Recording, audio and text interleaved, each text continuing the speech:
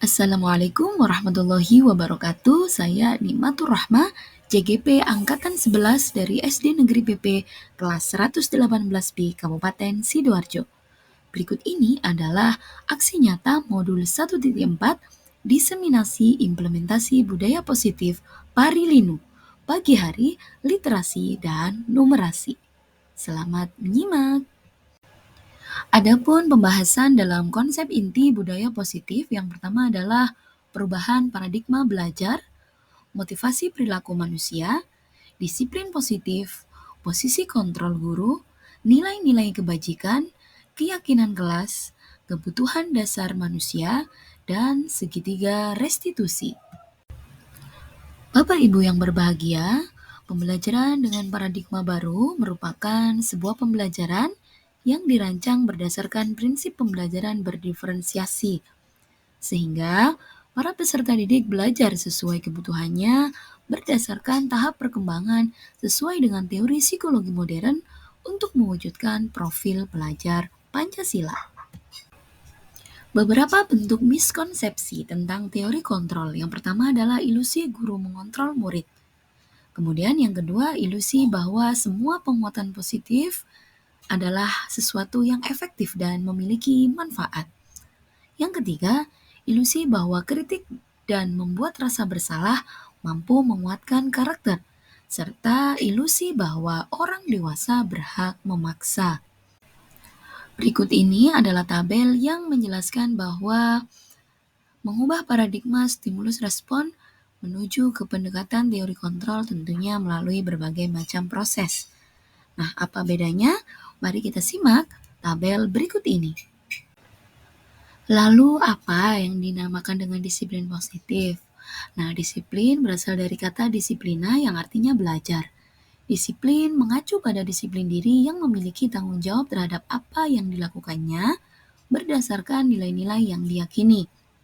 Disiplin positif merupakan salah satu cara penerapan disiplin yang bertujuan untuk menumbuhkan kesadaran serta memberdayakan peserta didik tanpa imbalan penghargaan, ancaman, atau hukuman. Nah, sebagai pendidik, tujuan kita tentunya adalah menciptakan peserta didik yang memiliki disiplin diri sehingga mereka berperilaku mengacu kepada nilai-nilai kebajikan universal dan memiliki motivasi intrinsik dalam perubahan perilaku ke arah yang lebih baik. Selanjutnya adalah nilai-nilai kebajikan. Nilai-nilai kebajikan merupakan nilai yang telah disepakati bersama, lepas dari suku bangsa, agama, bahasa, maupun latar belakangnya. Nah, berikut ini adalah contoh nilai kebajikan dari beberapa institusi atau organisasi. Yang pertama adalah profil belajar Pancasila. Sebagaimana yang kita pelajari bersama, beriman dan bertakwa pada Tuhan Yang Maha Esa, berakhlak mulia, berkebinekaan global, gotong royong, mandiri, kreatif, dan bernalar kritis. Sedangkan dari IBO Primary Years Program, ada toleransi, rasa hormat, integritas, mandiri, menghargai, antusias, empati, keingintahuan, kreativitas, kerjasama, percaya diri, dan komitmen. Kemudian, untuk nilai kebajikan keterampilan hidup atau life skill dapat dipercaya, lurus hati, pendengar yang aktif, tidak merendahkan orang lain, dan memberikan yang terbaik bagi dirinya sendiri. Kita lanjutkan pembahasan tentang kebutuhan dasar manusia. Bahwa kebutuhan dasar manusia merupakan segala sesuatu yang kita lakukan untuk mendapatkan apa yang kita inginkan. Seluruh tindakan yang kita lakukan memiliki tujuan tertentu dan semua usaha terbaik yang kita lakukan adalah dalam rangka agar kebutuhan dasar kita dapat terpenuhi dengan baik. Lalu apa saja yang termasuk dalam kebutuhan dasar manusia? Yang pertama adalah kebutuhan dasar bertahan hidup. Kemudian ada kebutuhan dasar kasih sayang dan rasa diterima, kebutuhan dasar penguasaan, kebutuhan dasar kesenangan, serta kebutuhan dasar kebebasan. Selanjutnya adalah motivasi perilaku manusia. Ada motivasi intrinsik dan motivasi ekstrinsik. Motivasi intrinsik adalah motivasi yang berasal dari diri seseorang, antara lain untuk menghindari ketidaknyamanan atau hukuman, serta untuk mendapatkan imbalan atau penghargaan dari orang lain. Nah, sedangkan motivasi ekstrinsik ini berasal dari lingkungan yang ada di sekitar manusia. Misalnya untuk menjadi orang yang mereka inginkan atau menghargai diri sendiri dengan nilai-nilai yang mereka percaya. Selanjutnya, mari kita simak langkah-langkah penyusunan keyakinan kelas. Selamat menyaksikan. Assalamualaikum warahmatullahi wabarakatuh.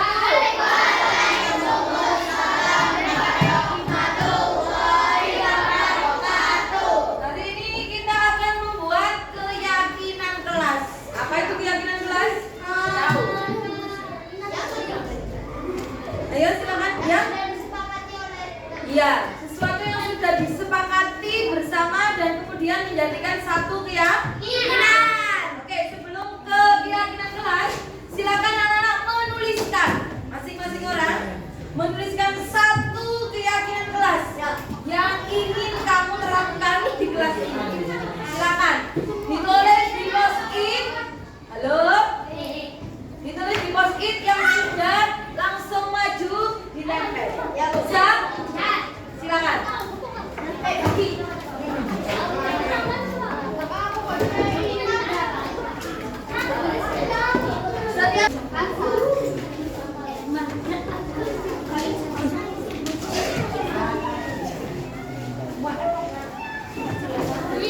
Ayo yang tidak boleh main bola di luar pelajaran olahraga. Kita ubah kata-kata negatif menjadi kata-kata positif. Jadi kata-kata tidak atau tidak boleh harus kita hilangkan. Kalau harus diam enggak katanya siapa yang bisulaan. Iya. Tenang ya, kita kalau punya anak oh ya, iya.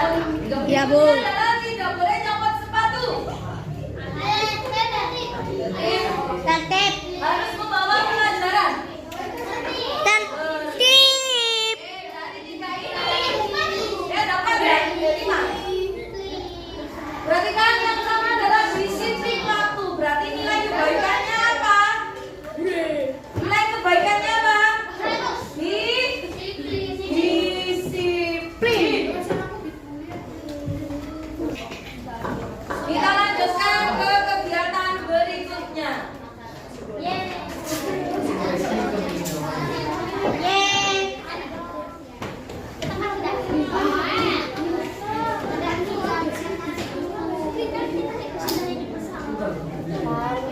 Apa seperti yang pertama tadi apa? Disiplin. Harus datang tepat waktu. Coba Olivia nulis. Datang tepat waktu. Selamat.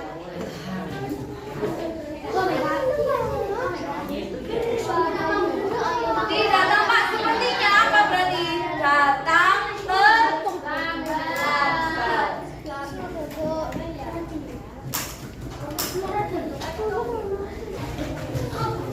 Tertib. Masuk apa tertib? Berperilaku.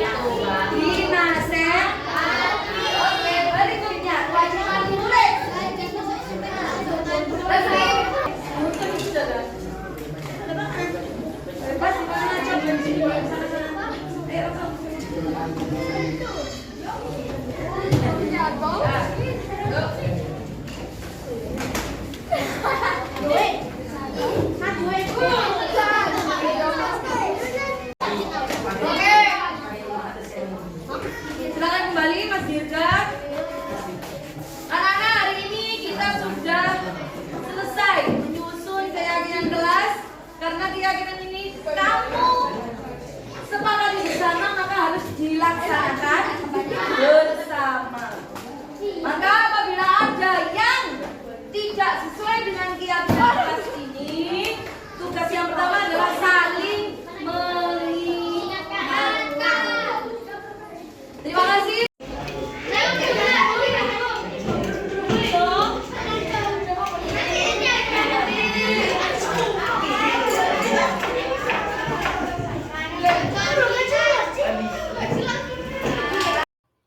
Berikutnya adalah video diseminasi aksi nyata modul 1.4 implementasi budaya positif Parilinu, pagi hari literasi dan numerasi melalui komunitas belajar K3S Kecamatan Sedati, Sumber Ilmu. Selamat menyaksikan.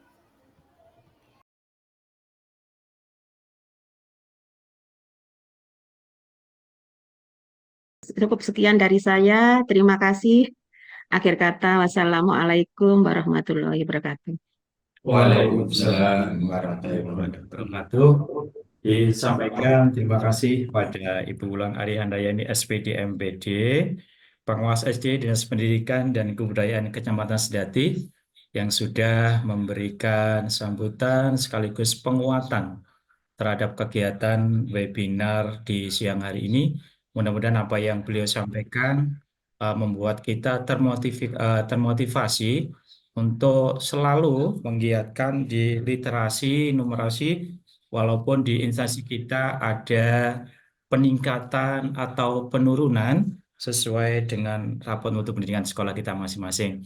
Baik, sekali lagi terima kasih Ibu Wulan Ariandayani SPD MPD. Sama-sama. Bapak dan Ibu yang kami hormati, selanjutnya tibalah saatnya kita akan mengikuti webinar yang akan diadakan insya Allah 3 hari, di mana di pagi hari nanti untuk narasumber kita yaitu Ibu Nikmatur Rohmah SPD MPD. Namun sebelumnya saya juga ingin menyampaikan kurikulum vitae tentang Ibu Nikmatur Rohmah SPD MPD ini. Beliau ini pendidikan terakhir S1 pendidikan sekolah dasar di Universitas PGRI Adibuana. Ini Adibuana Surabaya, lulus tahun 2011. Kemudian beliau juga program profesi guru dalam jabatan Universitas Ahmad Dahlan Yogyakarta tahun 2021. Dan S2 Pendidikan Dasar Universitas Negeri Surabaya tahun 2023. Kemudian sekarang program guru penggerak. Kemudian riwayat jabatannya di Ampuh saat ini Bu Nikma ini adalah guru kelas 6 tahun 2011 di SDN PP Kecamatan Sedati, Kabupaten Sidoarjo. Kemudian tidak asing lagi pelatih pembina pramuka tingkat dasar Pusdiklat Cap Sidoarjo tahun 2022 sampai sekarang, di mana prestasi muridnya juga sangat luar biasa ketika mengikuti lomba-lomba pramuka baik di kecamatan maupun di kabupaten. Bu Nima ini juga penelaah uji keterbukaan bahan dan materi guru belajar dan berbagi seri universal The Shake for Learning tahun 2022. Kemudian juga fasilitator baik, Bhinneka itu baik, Puspeka Kemendikbudristek tahun 2024. Dan juga penelaah aksi nyata platform Merdeka Mengajar 2024. Kemudian juga praktisi mengajar Angkatan 4 Universitas Nahdlatul Ulama Sidoarjo tahun 2024. Luar biasa pengalamannya. Kita berikan aplaus dulu buat Bu Nikma. Selanjutnya Bapak Ibu, saya sampaikan prestasi yang pernah diraihnya, yaitu finalis sayembara menulis cerita anak Balai Bahasa Provinsi Jawa Timur tahun 2024. Kemudian juga finalis Festival Film Edukasi BBMPP Provinsi Jawa Timur tahun 2018. Kemudian juga peserta diklat SAR terbaik angkatan 20 tahun 2022. Kemudian penerima beasiswa Microcredential Universal Design for Learning Dikmentiksus eh, Michigan ya University tahun 2022.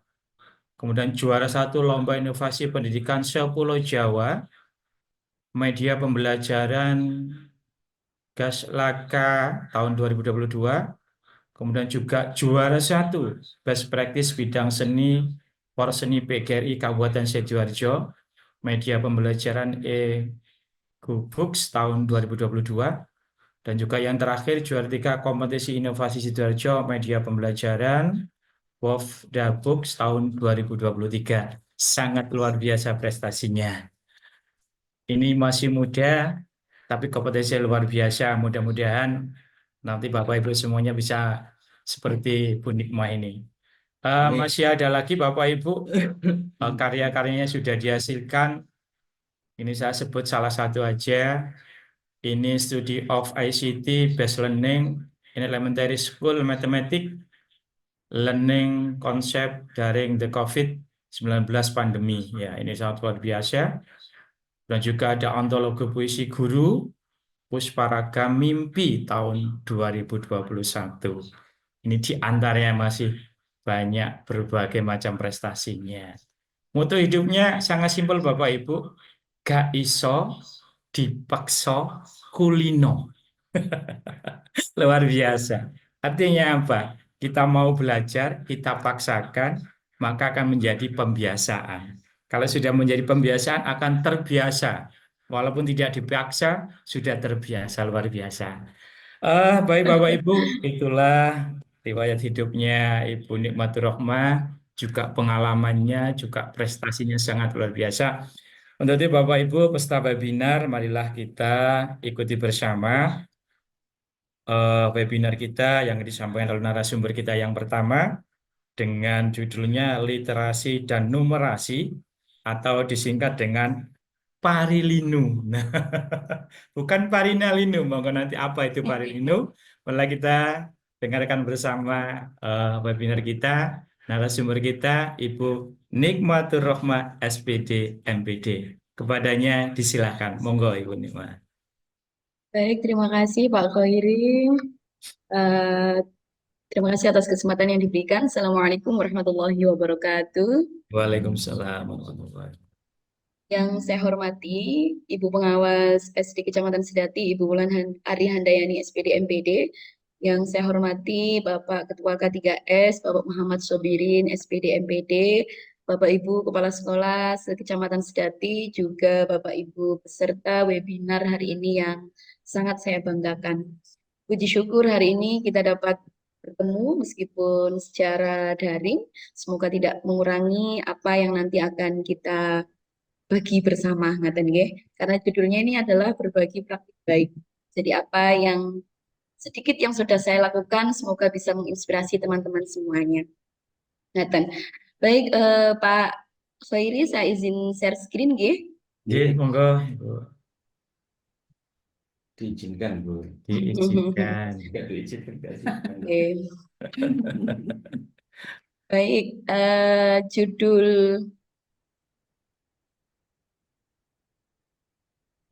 berbagi praktik baik saya ini karena utamanya dengan pembiasaan budaya positif yang ada di kelas saya beri nama Parilinu Bapak Ibu. Jadi Parilinu itu adalah singkatan dari Pagi Hari Literasi dan Numerasi. Nanti seperti apa kegiatannya akan saya jabarkan nanti di akhir, nggih. Namun sebelum itu Bapak Ibu, nanti kita akan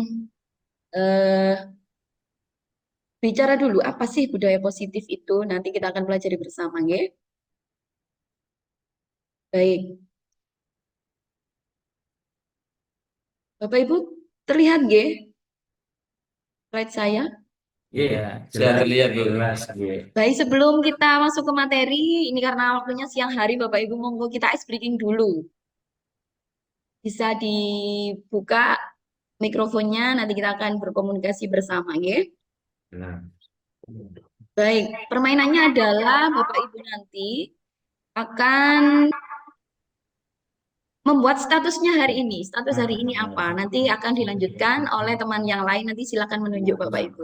Baik, saya mulai dari Ibu Wulan. Ibu Wulan, oke, yang saya Ibu. Ibu Wulan bisa menyampaikan status hari ini seperti apa, Ibu? Bahagia. Maksudnya bagaimana Bu? Maaf, Ya, saya sambil status, tadi. Nggih. ya, is breaking ini Ibu. Status hari ini Nggih. Bu Wulan seperti apa?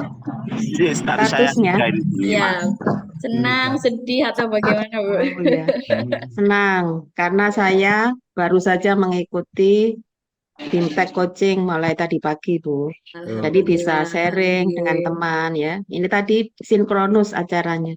Jadi Oke, bisa sharing gitu dengan teman. Senang ya. Ya, baik, nggih. Luar menyelesaikan biasa, nggih. masalah-masalah ya Luar yang biasa, ada Bu di Wulan. Terima sekolah. kasih, Bu Wulan. Ya, Nyun sewu lagi untuk menunjuk satu peserta, Bu Wulan, untuk melanjutkan oke. permainan ini. Status hari ini bagaimana? Monggo. Iya. Satu peserta nggih. Nggih. Pak Khoiri saja. Pak Khoiri. Pak Khoiri, disilahkan. Ayo Pak Heri. Khoiri, statusnya hari ini Saya bagaimana? bahagia dan penuh semangat mengikuti webinar ini. Alhamdulillah bahagia dan penuh semangat. Semoga semangat Pak Khoiri juga menular ke kita semua. Nggih. Pak Khoiri Amin. bisa menunjuk teman yang lain lagi. Kalau saya tunjuk, saya minta ini guru saya ini Bu Yohana. Oh iya, Ibu Gimana statusnya Yohana. Bu Yo? Yeah. Ya, ini teman saya juga ini, Pak. Iya, saya juga Ya, tekan Pak ke Khoiri, Yeah. status saya luar biasa panasnya. Luar biasa panasnya. Mudah-mudahan hatinya Luar tidak panas biasa, dulu ya. nggih, betul. Iya, tidak. Karena ini juga Alhamdulillah. di dalam kelas, Bapak, Iya. sambil mengajar.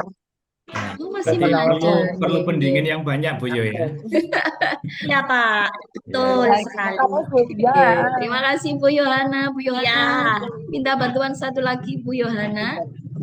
saya minta bantuan, mohon izin untuk Pak Zaini, SDN Segoro Tambak. Pak Zaini, monggo Pak Zaini, ketiban sampur ini. Iya, heeh. Iya. Juancen nenek bulat naik. Terima kasih Bu Yana. Ya, Bapak. Zamane yo, Status zamane saya hari ini sungguh sama, insya Allah sangat bahagia. Perjalanan dari Segoro Tambak ke sini, ke SDN Buncitan, bergabung dengan teman-teman, bahagia walaupun panas luar biasa. Namun saya juga menulis status lagi, ketika dulu saya belum menjadi guru atau sekarang kepala sekolah, saya berpikir bahwa panjang statusnya, bahwa sukses itu yaitu meraih ilmu yang setinggi-tingginya. Tapi sekarang berbeda lagi, mana sukses itu bagi saya. Sukses ada pergeseran nilai bagi saya, bahwa sukses hari ini menurut saya, status saya adalah bagaimana menumbuhkan, membuat orang lain berdaya dan mampu membuat orang lain bergerak ke arah yang lebih baik, khususnya dalam peningkatan pembelajaran. Saya kira itu Bu Yana. Terima kasih. Mohon maaf. Statusnya Pak. Ya, Bapak. Nah, keren sekali ya. Ini kalau di WA Panjang tidak statusnya cukup, tadi. Pak Zen. Di Facebook kayaknya ini yang cukup. Terima Monggo kasih. Terima satu, kasih. satu lagi Pak Zaini. Satu lagi yang ditunjuk. Satu lagi Bu Novi. Anjak Pak Zaini, statusnya Pak Zaini. Anak status Ya, Bu Novi, Masya Allah luar biasa. Bagaimana Bu Novi atas bahagia, hari Pak, ini? Bu. Bahagia dan semangat yang harus kita tingkatkan untuk menimba ilmu ini yang baru ini. Biar kita semua bisa menerima ilmu itu dengan semangat tanpa beban, nyaman. Alhamdulillah. Ya ternyata semangat Bapak Ibu. Nggih. Kepala Sekolah Kecamatan Sedati ini luar biasa, nggih. Semoga semangat itu selalu menular kepada kami semua sebagai guru-guru di Kecamatan Sejati. Baik Bapak Ibu, kita lanjutkan berikutnya.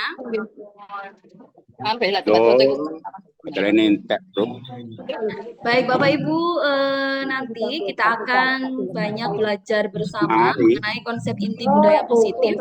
Yang pertama adalah tentang perubahan paradigma belajar, kemudian motivasi perilaku manusia, berikutnya adalah disiplin positif, posisi kontrol guru, nilai-nilai kebajikan, keyakinan kelas, kemudian kebutuhan dasar manusia, dan yang terakhir adalah segitiga restitusi. Kenapa ini semua harus kita pelajari bersama? Karena nanti muaranya menuju budaya positif sekolah atau budaya positif yang ada di lingkungan kelas Bapak Ibu. Kita lanjutkan.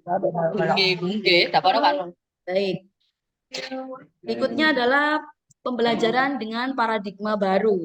Bapak Ibu, pembelajaran dengan paradigma baru merupakan pembelajaran yang dirancang berdasarkan prinsip pembelajaran berdiferensiasi sebagaimana yang sekarang ini sedang dilakukan oleh Mas Menteri kita, sehingga para peserta didik kemudian dapat belajar sesuai dengan kebutuhannya berdasarkan tahap perkembangan sesuai dengan teori psikologi modern untuk mewujudkan profil pelajar Pancasila. Bapak Ibu tentu sudah sangat familiar ya dengan apa itu profil pelajar Pancasila. Biasanya dinyanyikan di awal pembelajaran atau sebelum pulang. Nah, ini juga termasuk budaya positif Bapak Ibu supaya anak-anak juga mengingat apa yang menjadi profil pelajar Pancasila yang merupakan tujuan nasional pembelajaran pendidikan di Indonesia. Nah, Bapak Ibu, berikutnya adalah miskonsepsi tentang teori kontrol dan yang ada pada guru. Yang pertama adalah ilusi guru mengontrol murid. Bapak Ibu, pada dasarnya kita memang tidak dapat memaksa murid untuk berbuat sesuatu jikalau murid tersebut memilih untuk melakukannya.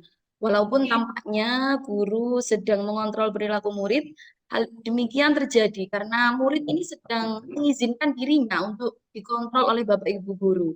Nah, ini yang memang kita perlu banyak belajar, termasuk saya Bapak Ibu, karena ini materi yang juga harus saya peroleh dan itu juga membutuhkan kami untuk memperbaiki diri. Kemudian berikutnya adalah ilusi bahwa semua penguatan positif itu efektif dan bermanfaat. Penguatan positif atau bujukan adalah bentuk kontrol dari segala usaha untuk memengaruhi murid agar mengulangi suatu perilaku tertentu.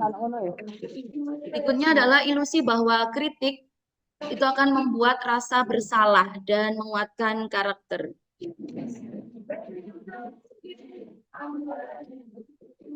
Bentar Bapak Ibu. Oke. Bapak Ibu, sering terjadi, bahkan saya adalah penganut guru yang suka memberikan reward Bapak Ibu di kelas. Jadi saya ini dulu punya di dalam kelas itu ada akuarium yang kemudian saya gunakan sebagai reward kelompok, dan setelah mempelajari modul ini, saya menjadi tahu bahwa ternyata reward itu pengaruhnya tidak hanya pengaruh positif Bapak Ibu, jadi memiliki banyak pengaruh negatif yang nanti akan kita bahas juga. Berikutnya adalah ilusi bahwa orang dewasa berhak memaksa. Bapak Ibu, ketika saya kuliah dulu, saya mendapatkan teori bahwa anak itu adalah seperti kertas kosong yang dimana Bapak Ibu guru bisa mengisinya sesuai dengan apa yang kita mau. Tapi ternyata teori itu kemudian terpatahkan Bapak Ibu oleh filosofi Ki Hajar Dewantara yang menyatakan bahwa setiap anak itu adalah pribadi yang berbeda, mereka terlahir dengan garis-garis yang sudah dimilikinya, maka tugas kita adalah mengembali garis-garis tersebut supaya anak-anak bisa tumbuh dan berkembang sesuai dengan potensi dan minatnya masing-masing. Bapak Ibu, berikutnya adalah mengubah paradigma stimulus respon menjadi pendekatan teori kontrol. Pada dasarnya, stimulus respon itu mengajarkan bahwa realitas kebutuhan kita adalah sama. Padahal kenyataannya setiap orang, setiap manusia, setiap peserta didik memiliki kebutuhan yang berbeda-beda. Kemudian semua orang akan melihat hal yang sama. Nah, ini juga berbeda Bapak Ibu karena masing-masing orang, masing-masing anak itu memiliki gambaran yang berbeda-beda. Berikutnya kita mencoba mengubah orang agar berpandangan sama dengan kita. Nah, ini juga yang perlu kita ubah, tentu tidak serta-merta melalui berbagai proses yang panjang nantinya. Untuk apa? Untuk bisa memahami apa yang menjadi pandangan orang lain. Berikutnya adalah perilaku buruk dilihat sebagai satu kesalahan. Nah, harapannya adalah semua perilaku yang dilakukan oleh siswa itu adalah perilaku yang memiliki alasan atau tujuan. Berikutnya, orang lain bisa mengontrol saya. Padahal yang ingin kita capai adalah kita yang bisa mengontrol diri kita sendiri, termasuk juga anak-anak kita. Berikutnya, pemaksaan pada saat rujukan gagal. Yang diharapkan adalah kolaborasi dan konsensus untuk menciptakan pilihan-pilihan baru. Bahwa siswa itu boleh, Bapak Ibu, memilih apa yang diinginkannya selama masih berada dalam koridor-koridor yang benar. Berikutnya adalah model berpikir menang atau kalah. Dulu ketika kita berada di kelas dengan reward dan punishment, itu pasti ada kelompok yang menang, ada kelompok yang kalah, begitu Bapak Ibu. Nah, ini yang perlu kita ubah, kita pelajari bersama bahwa kita harus melakukan model berpikir menang-menang dengan alasan dan pertimbangan banyak hal, begitu. Selanjutnya adalah disiplin. Bapak Ibu, ketika mendengar kata disiplin, kira-kira apa yang Bapak Ibu bayangkan? Monggo, bisa membuka mikrofonnya untuk berpendapat. Silakan Bapak Ibu.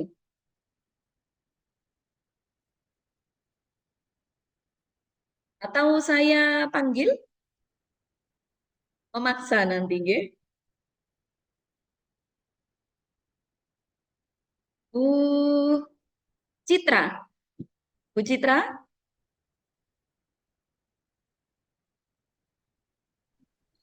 Alhamdulillah Bu Citra hari ini bergabung, nggih.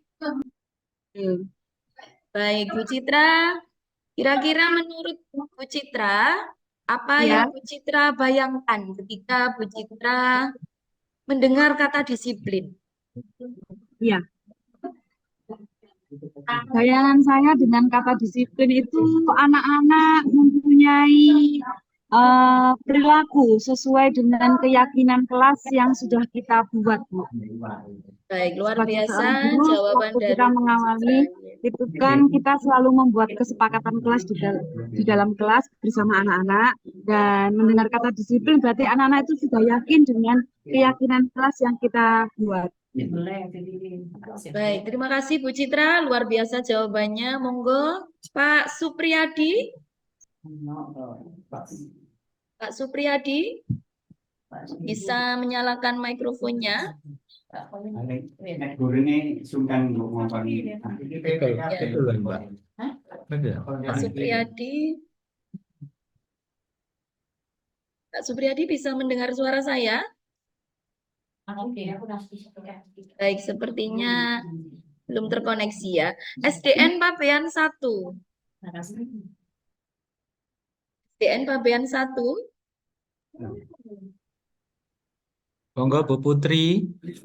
Ya. Di bagian 1. Ya, nge-freeze ini sepertinya. Bu Linda. Ya. Bu Putri ya. Bu Putri. Putri?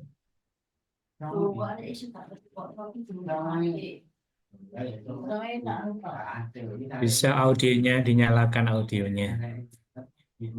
Monggo Bu Putri.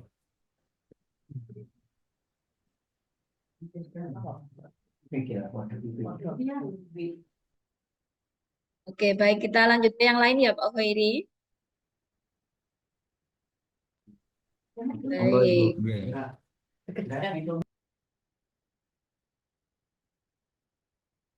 Dari Pak Isa. Pak Isa? Napa? Pak Isa? Nggih. Ayo, ya, baik. Pak Isa, ketika Pak Isa mendengarkan kata disiplin, kira-kira apa yang ada di bayangan Pak Isa pada saat ini? Kalau menurut saya kata disiplin itu malu saya menyebutkan. Sebab saya sering nggak disiplin. Boten apa Pak Yaitu Ihsan? siswa Ya. yang diharapkan untuk patuh taat pada peraturan yang telah dibuat bersama. Oke, terima kasih Pak Ihsan. Terima kasih Bu Nikma. Ya. Baik Bapak Ibu. Oke, kita bahas bersama bahwa disiplin itu berasal dari kata disiplina yang artinya adalah belajar Bapak Ibu. Disiplin mengacu pada disiplin diri yang memiliki tanggung jawab terhadap apa yang dilakukannya berdasarkan nilai-nilai yang diyakini.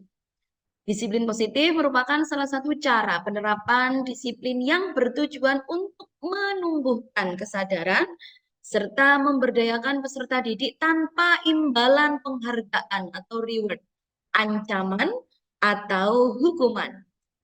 Berikutnya, sebagai pendidik, tujuan kita adalah menciptakan atau mewujudkan peserta didik yang memiliki disiplin diri, sehingga mereka berperilaku mengacu pada nilai-nilai kebijakan universal dan memiliki motivasi intrinsik dalam perubahan perilaku menuju ke arah yang lebih baik.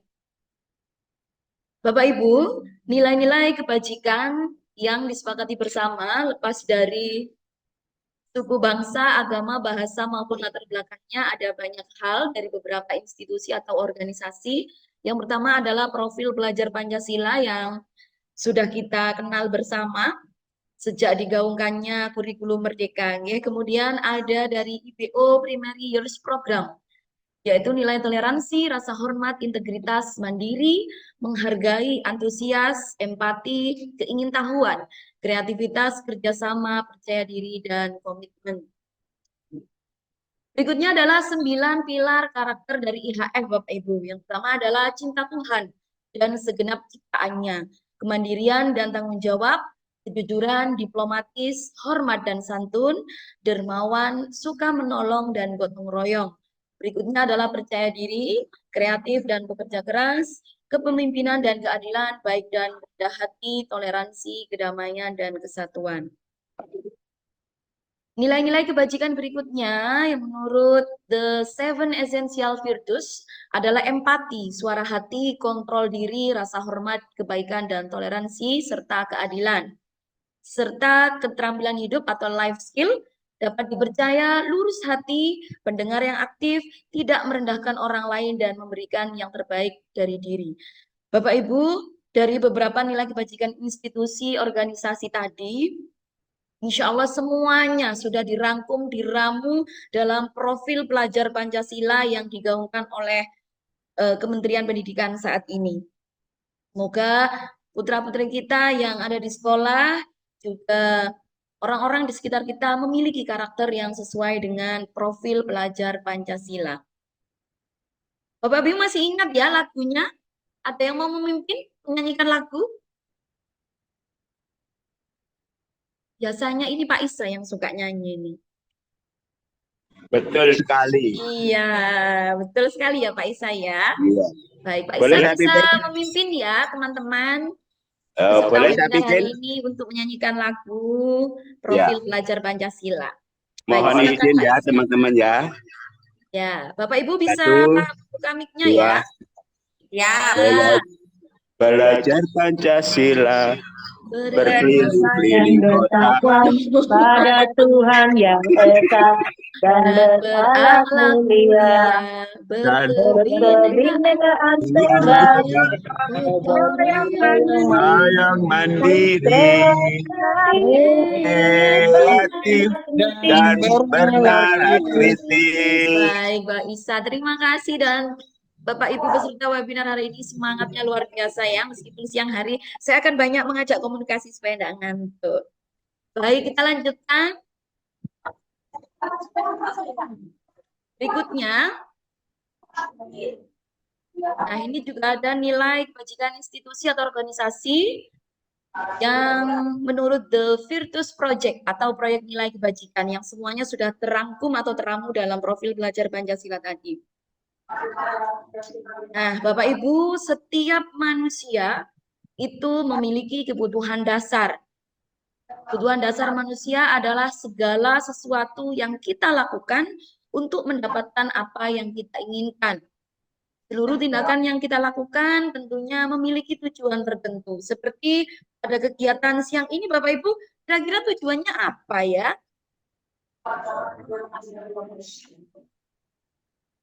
Tujuannya apa untuk mendapatkan sertifikat? Untuk menambah ilmu dan menimbang ilmu. Ya, selain Memperluas sertifikat, pengalaman. betul, tentunya juga untuk menambah ilmu. Kita saling berbagi di sini. Iya, betul. Berikutnya adalah kebutuhan dasar manusia. Ini ada 5, Bapak Ibu. Yang pertama adalah bertahan hidup. Ini terdiri dari makanan, pakaian, tempat tinggal, keamanan, dan kesehatan. Kemudian ada kebutuhan dasar kasih sayang dan rasa diterima. Rasa diterima, dipedulikan, berbagi, kerjasama, dan dapat menjadi bagian dalam satu kelompok tertentu. Kemudian ada kebutuhan dasar penguasaan, yaitu harga diri, keinginan untuk dianggap memimpin, berprestasi, diakui, dan didengar. Berikutnya adalah kesenangan. Kebutuhan dasar manusia yang lain adalah bermain, selera humor yang tinggi, antusiasme terhadap kegiatan, kemudian juga tertawa. Tertawa itu juga kebutuhan dasar Bapak Ibu ternyata ya. Kemudian ada kebebasan. Kebebasan ini termasuk dalam mandiri, memiliki pilihan, mencoba hal-hal baru, serta mampu mengendalikan arah dirinya. Kira-kira apakah semua kebutuhan dasar Bapak Ibu sudah tercukupi? Alhamdulillah tercukupi Ya, semuanya. alhamdulillah beberapa sudah tercukupi. Oke. Baik Bapak Ibu, berikutnya adalah motivasi Bapak Ibu. Kira-kira menurut Bapak Ibu, motivasi Bapak Ibu saat ini sebagai guru atau sebagai kepala sekolah atau sebagai tenaga kependidikan yang lain, Bapak Ibu motivasinya apa? Silakan bisa menyalakan mikrofonnya, kemudian menjawab. Menurut Bapak Ibu, motivasi panjenengan semuanya saat ini ketika panjenengan menjadi guru, kepala sekolah maupun yang lain, kira-kira motivasinya apa? Monggo. Memajukan pendidikan. Luar biasa Pak Isa ya, memajukan pendidikan. Pendidikan di mana Pak Isa? Di SD kita masing-masing. Oke, di SD kita masing-masing. Bapak Ibu yang lain?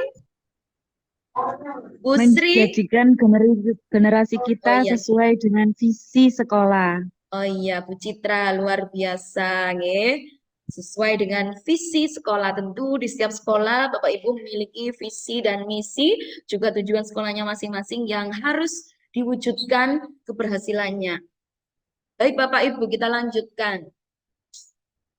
Nah, ini ada 3 motivasi Bapak Ibu perilaku manusia. Yang pertama adalah untuk menghindari ketidaknyamanan atau hukuman. Ketika Bapak Ibu berangkat ke sekolah pagi hari, Bapak Ibu kira-kira motivasi yang pertama apa? Apakah supaya tidak ketahuan kepala sekolah kalau terlambat, makanya saya harus datang pagi? Atau supaya absennya tidak telat? Ataukah ada motivasi yang lain?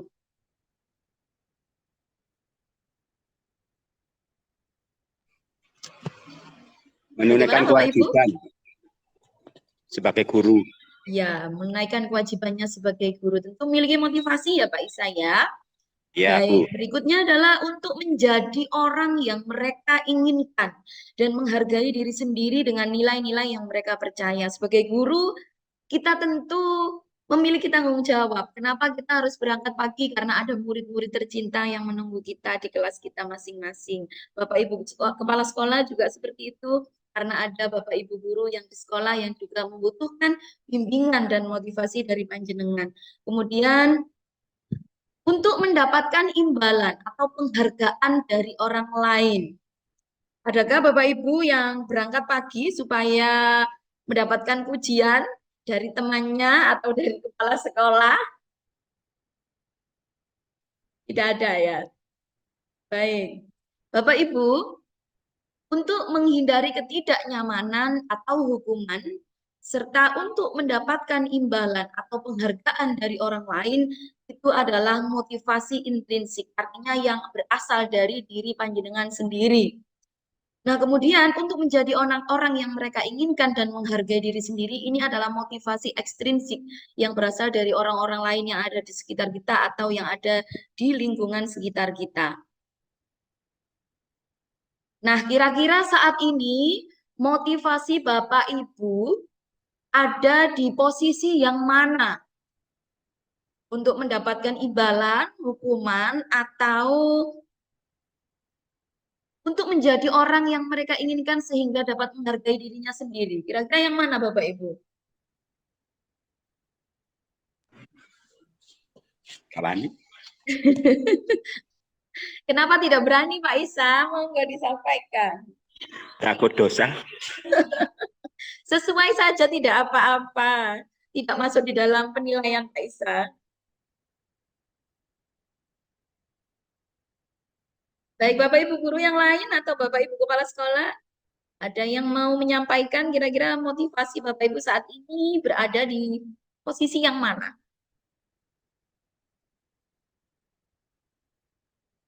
Dari SDN, nah ini ya, Cemandi, SDN Cemandi. Halo?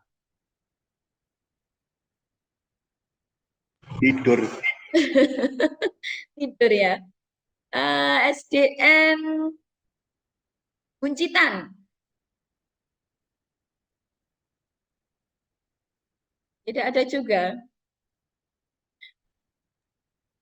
Saya Bu Nikma Oh iya, terima kasih. Dengan Sinta? dengan Pak Nur. Pak Nur ya, Pak Nur, monggo Pak Nur. Oke. Terima kasih Bu Nikma. Ya. Motivasi saya untuk ke sekolah ini karena saya ingin menghargai diri saya dan juga menghargai murid dan juga Bapak Ibu guru yang lain. Karena kalau misalnya saya datang terlambat, maka saya tidak menghargai murid-murid saya yang sudah datang mulai dari pagi. Seperti itu Ibu. Terima kasih. Ya, terima kasih Pak Nur. Jawaban yang luar biasa sekali. Pak Nur ini sudah berada pada tahapan motivasi ekstrinsik ya, karena sudah memiliki motivasi untuk menjadi orang yang mereka inginkan atau dapat menghargai diri sendiri dengan nilai-nilai yang sudah Pak Nur percaya. Baik, terima kasih. Bapak Ibu guru hebat yang mengikuti webinar hari ini, memang pada saat ini kita perlu banyak belajar supaya kita dapat memiliki motivasi ekstrinsik sehingga kemudian dapat mendampingi siswa-siswi kita untuk menjadi siswa-siswi yang luar biasa dan memiliki karakter sesuai dengan profil belajar Pancasila. Berikutnya, Bapak Ibu, ini ada satu kasus saya bacakan. Bapak Ibu guru bisa membaca atau menyimak bersama. Iva kurang menguasai pelajaran matematika, sehingga pada saat pelajaran tersebut berlangsung, dia lebih banyak berdiam diri atau menggambar di buku pelajarannya. Pada saat guru matematikanya Pak Seno menanyakan pertanyaan kepada Iva kemudian menjadi gugup dan tak sengaja kemudian menjatuhkan tasnya dari kursi. Serta tiba-tiba menjadi gagap pada saat berupaya menjawab. Seluruh kelas pun tertawa melihat perilaku Iva yang berbicara tergagap dan terkejut tersebut. Pak Seno pada saat itu membiarkan teman-teman Iva untuk menertawakannya. Iva kemudian malu luar biasa dan malahan minta Iva untuk maju ke depan. Ini Pak Seno meminta Iva untuk maju ke depan dan berdiri di depan kelas sambil menunjuk hidungnya karena tidak bisa menjawab pertanyaan Pak Seno. Kelas pun akhirnya semakin gaduh dan anak-anak pun tertawa melihat Iva di depan kelas karena memegang ujung hidungnya. Nah, menurut Bapak Ibu, apakah Bapak Ibu setuju dengan tindakan yang dilakukan oleh Pak Seno kepada Iva? Bagaimana Bapak Ibu? Apakah Bapak Ibu setuju? Monggo.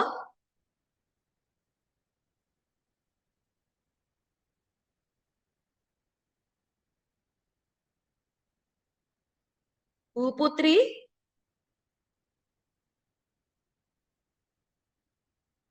Bu Putri dari SDN Pabean 1, apakah Bu Putri setuju dengan tindakan yang dilakukan oleh Pak Seno terhadap Iva? Dan mengapa kira-kira?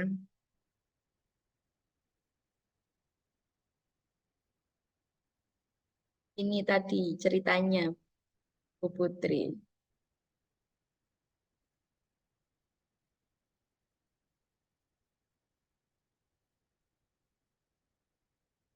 Monggo Bapak Ibu guru yang lain. Baik. Adakah yang mau berpartisipasi untuk menjawab? Bu Sari? Bu Sari SDN Buncita?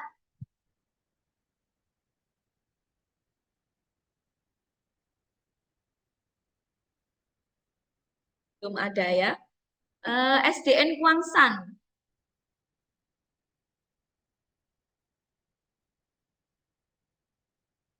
Ya, sepertinya belum ada yang bergabung ya.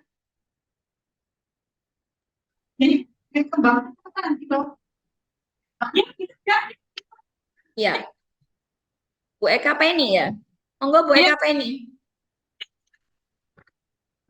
Sudah jelas, Bu? Ya. Semangat. Bu Eka Penny sudah menyimak kisahnya Pak Seno dan Iva.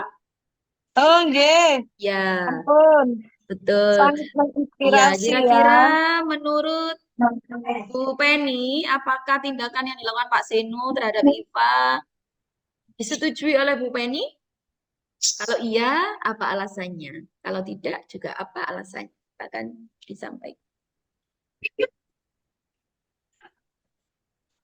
Waduh, Ibu, untuk spesifikasinya saya kurang ini ya, Bu. Bentar, Ibu. Ya. Monggo Bapak Ibu guru yang lain.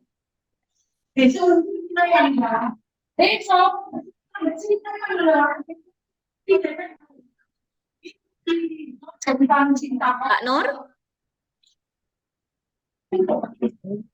Siap Bu Novi, Bu Nikmah, mohon maaf. Iya. Siap Bu Nikmah. Ya. Lagi. Oh iya. Mohon izin untuk menjawab pertanyaan dari Bu Nikmah. Ya. Ini Pak Seno ini ternyata guru yang kalau bisa kita sebut kejam ya Bu ya. Nah, karena ini muridnya ndak bisa, sudah bingung ndak bisa, malah dihukum dan dipermalukan. Ya. Sehingga ini menurut saya yang dilakukan Pak Seno ini merupakan suatu hukuman. Ya. Jadi Pak Seno ini memberikan hukuman kepada Iva karena dia tidak bisa, tidak konsentrasi ya saat pelajarannya Pak Seno. Iya, Terima kasih, terima kasih. Bu Nikmah. Terima kasih Pak Nur. Dari Bu Siap. Penny, monggo bisa dilanjutkan untuk pertanyaan kedua. Menurut Bu Penny, tindakan Pak Seno terhadap Iva itu sebuah hukuman atau konsekuensi kira-kira? Sepertinya itu sebuah hukuman ya, Bu ya, Ibu. Iya. Jadi mempermalukan anak di depan umum itu sangat tidak baik. Apalagi dia menyimak dengan sambil menggambar. Nah, harusnya kita menggunakan pembelajaran berdiferensiasi untuk evaluasinya nanti. Ini sudah kami lakukan di kelas, Bu, dan alhamdulillah anak-anak ternyata bisa menerima perbedaan, nggak harus sama. Ada yang dengan jingle, nah saya coba seperti itu. Suasana kelas jadi lebih hidup. Jadi kan karena memang kemampuan anak untuk menyerap materi itu kan beda ya. Ada yang dia pada waktu diterangkan tuh mengilustrasikannya dengan gambar, tidak harus memperhatikan, mencicil gitu. Walaupun memang seharusnya idealnya saya juga lebih suka kalau anak-anak itu memperhatikan ke depan. Tapi kan kita cek dulu tuh Bu ya, apa sih yang dia membuat gaduh atau tidak, seperti itu. Baik. Iya. Oke. Terima kasih Bu Penny, jawabannya luar biasa dan sudah mempraktekkan nggih pembelajaran berdiferensiasi di kelasnya Ya, sudah. Bu Eka Penny. Baik Bapak Ibu, Pak, apa yang dilakukan oleh Pak Seno memang merupakan sebuah hukuman Bapak Ibu dan ini juga masih sering kali mungkin kita temui terjadi di sekitar kita. Jangan disalahkan langsung Bapak Ibu, tapi kita pelajari bersama, kita menuju ke arah yang lebih baik itu harus bersama dan tahapannya harus pelan-pelan Bapak Ibu. Kemudian kita juga harus tahu atau mencari tahu kira-kira ketika tadi Iva itu menggambar, kita harus tahu apakah Iva itu memang bakatnya di menggambar. Nah, sebagai guru tentunya sebagaimana yang sudah saya paparkan di depan tadi bahwa sesuai dengan filosofi Ki Hajar Dewantara bahwa tidak semua anak harus pandai matematika karena mereka punya passionnya masing-masing, punya keahliannya masing-masing, dan punya garis-garis yang harus ditebali. Mungkin garis-garis yang harus ditebali oleh Iva, oleh Pak gurunya Iva ini adalah tentang menggambar. Maka alangkah baiknya, alangkah mulianya ketika kita memahami betul bagaimana kondisi dan karakteristik siswa yang ada di kelas kita. Kita lanjutkan ya Bapak Ibu. Nah, ini ada beberapa perbedaan Bapak Ibu, apa sih hukuman, konsekuensi, dan restitusi Bapak Ibu. Hukuman itu biasanya adalah sesuatu yang menyakitkan, kemudian pasti membuat murid, membuat guru juga kadang merasa tidak nyaman Bapak Ibu. Kemudian kalau konsekuensi itu adalah sesuatu yang harus terjadi, tidak nyaman untuk murid atau anak itu hanya untuk jangka waktu yang pendek. Kemudian restitusinya adalah merupakan pilihan dan menguatkan serta mengajak refleksi murid supaya murid dapat memahami apa yang sudah mereka lakukan itu memiliki dampak atau tidak. Baik Bapak Ibu. Nah, berikut ini mari kita diskusikan kira-kira mana yang pernyataan yang termasuk hukuman dan mana pernyataan yang merupakan sanksi atau konsekuensi. Bapak Ibu bisa menyalakan mikrofonnya ya. Oke, yang pertama, mencatat 100 kali dalam buku kalimat saya tidak akan terlambat lagi karena murid ini terlambat datang sekolah. Kira-kira termasuk hukuman, sanksi atau konsekuensi Bapak Ibu? Itu hukuman. Hukuman. Kita cek jawabannya, oke? Iya, baik, betul sekali. Hukuman. Berikutnya. Lari mengelilingi lapangan basket 2 kali karena terlambat hadir di sekolah. Hukuman atau konsekuensi? Hukuman.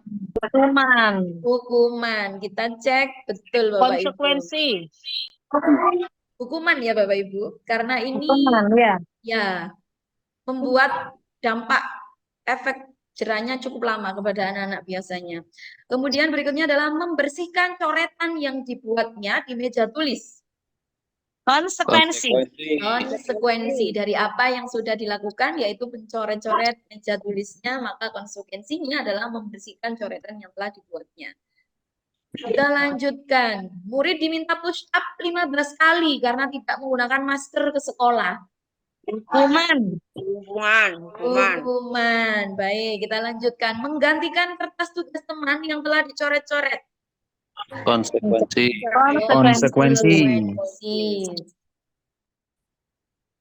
Berjemur di lapangan basket pukul 12 siang karena mengobrol dengan teman. Hukuman. Masih ada tidak ya yang seperti ini? Semoga sudah tidak ada, nggih. Tidak ada, Bu. Ya, pingsan nanti muridnya. Baik, berikutnya adalah murid diminta bertelanjang kaki sepanjang hari karena tidak menggunakan sepatu warna hitam sesuai peraturan sekolah. Hukuman. Iya, termasuk hukuman.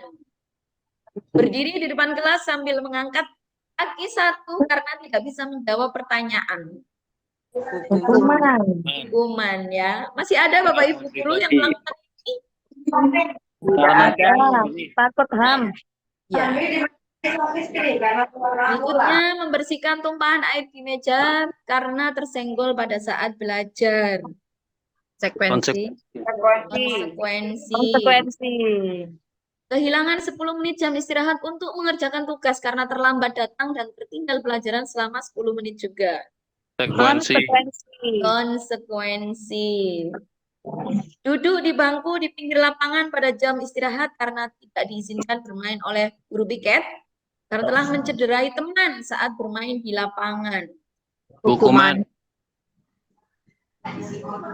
Konsekuensi Bapak Ibu, ya. Duduk di bangku. Ya. Karena duduknya di bangku, tidak di bawah matahari ya, di lapangan ya. Kemudian terlambat hadir di pembelajaran daring 15 menit dan diminta untuk tinggal 15 menit sesudah kelas usai untuk membahas ketertinggalan pembelajaran. Konsekuensi. Lari mengelilingi lapangan basket 2 kali karena terlambat 10 menit untuk pelajaran PJUK. Konsekuensi Bapak Ibu ya, karena biasanya di 10 menit awal PJUK itu ada kegiatan apa Bapak Ibu? Pemanasan. Ya, stretching atau pemanasan. Nah, itu tadi konsekuensinya karena tidak mengikuti pemanasan, maka lari mengelilingi lapangan basket. Membersihkan WC sekolah karena mematahkan pensil kawannya. Hukuman. Nah, sudah kita bahas tadi beberapa pernyataan yang berupa hukuman atau sanksi dan konsekuensi. Kemudian mari kita simpulkan bersama bahwa Bapak Ibu, hukuman itu biasanya bersifat tidak terencana atau tiba-tiba. Anak atau murid tidak tahu apa yang akan terjadi dan tidak dilibatkan dalam penyelesaian apa yang sudah dilakukannya. Kemudian hukuman itu juga bersifat satu arah Bapak Ibu, dari pihak guru yang memberikan dan murid hanya menerima hukuman tanpa melalui suatu kesepakatan atau pengarahan dari pihak guru, baik sebelum atau sesudahnya.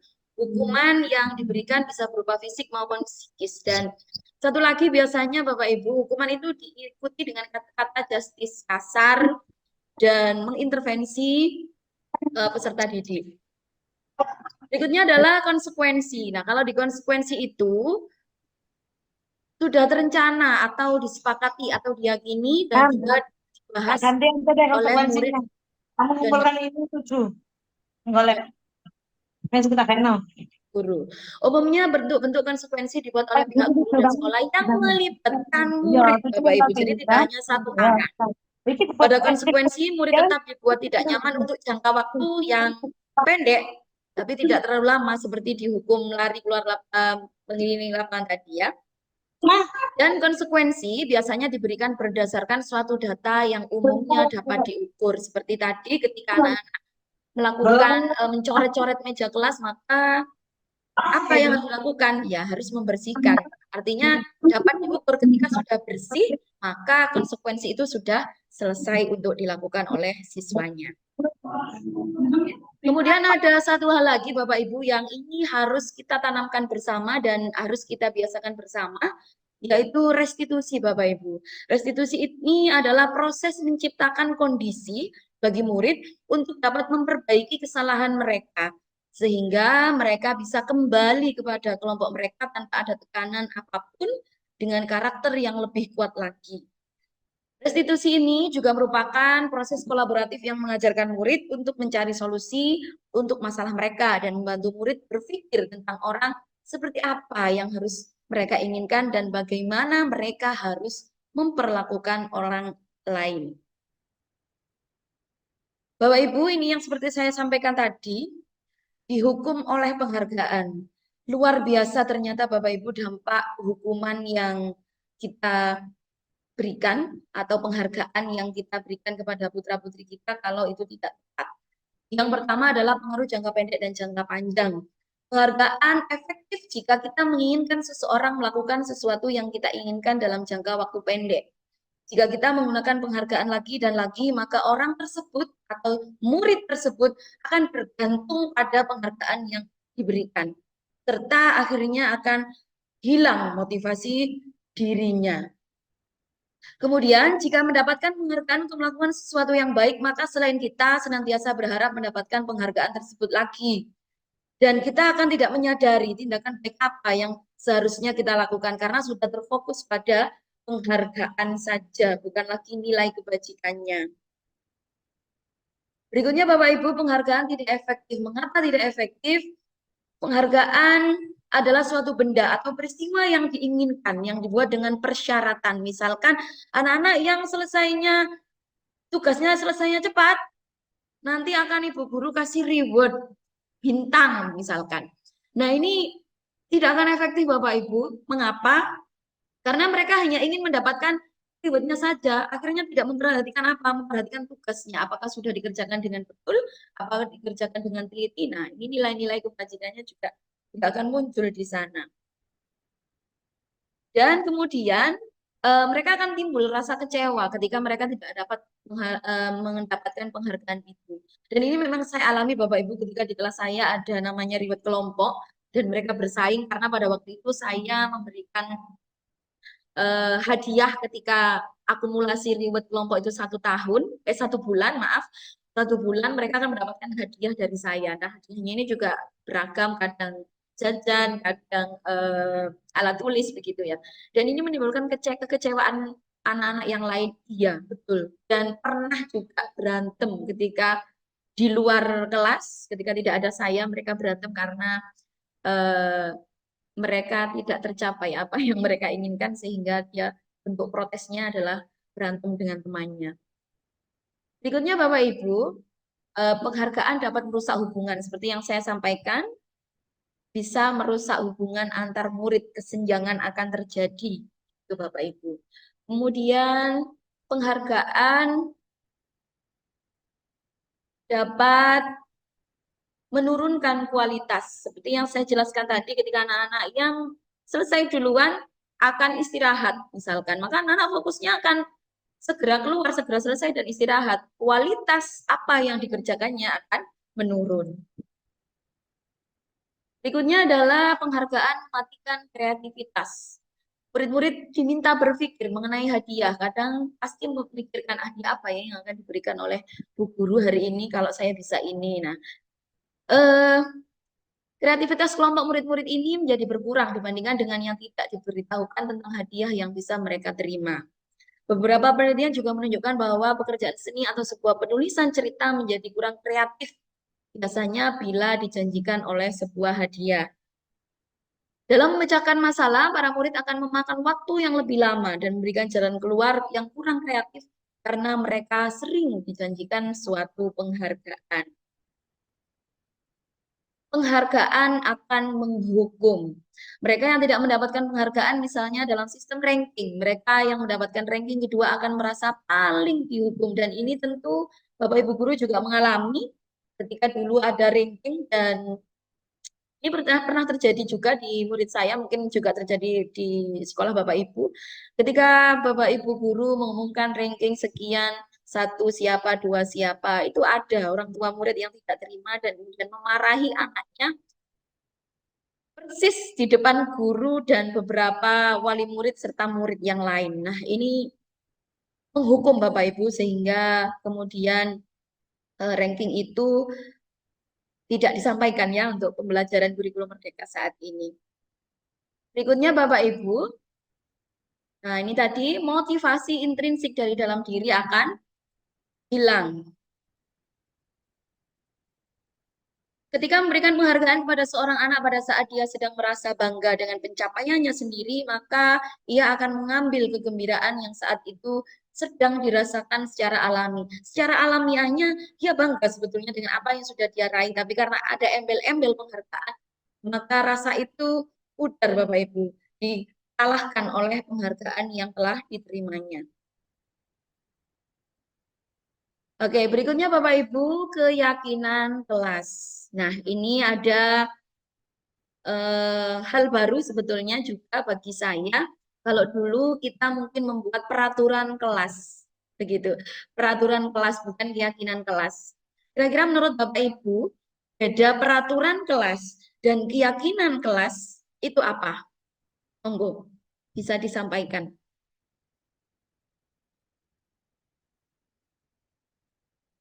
Monggo Bapak Ibu.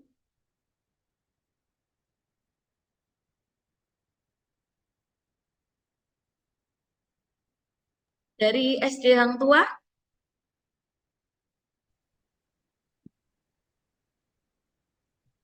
Mungkin Oke, monggo silahkan. Sinten? Bapak Ibu guru, disilahkan supaya tidak ngantuk. Saya ajak berkomunikasi, nggih. Kira-kira apa Bapak Ibu perbedaan keyakinan kelas dan peraturan kelas? Mengapa kok sekarang namanya dirubah begitu ya dari peraturan kelas menjadi keyakinan kelas? Kenapa? Monggo. SDN Kalanganyar?